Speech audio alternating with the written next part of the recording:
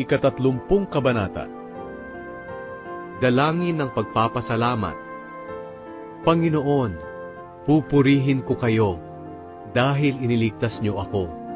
Hindi niyo pinayagang insultuhin ako ng aking mga kaaway.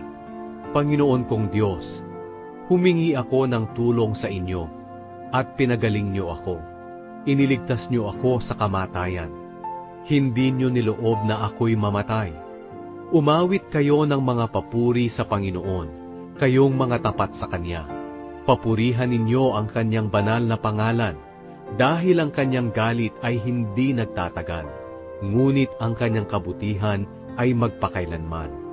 Maaaring sa gabi ay may pagluha, pero pagsapit ng umaga ay may ligaya.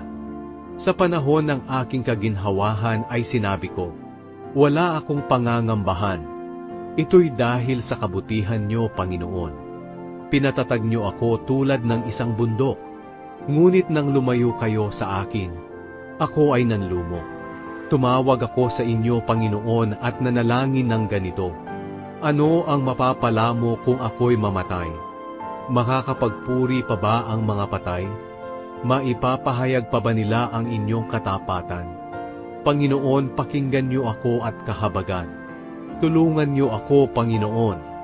Ang aking kalungkutan ay pinalitan niyo ng sayaw ng kagalakan.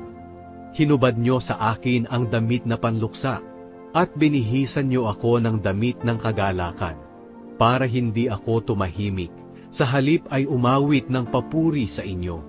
Panginoon kong Diyos, kayo ay aking pasasalamatan magpakailanman.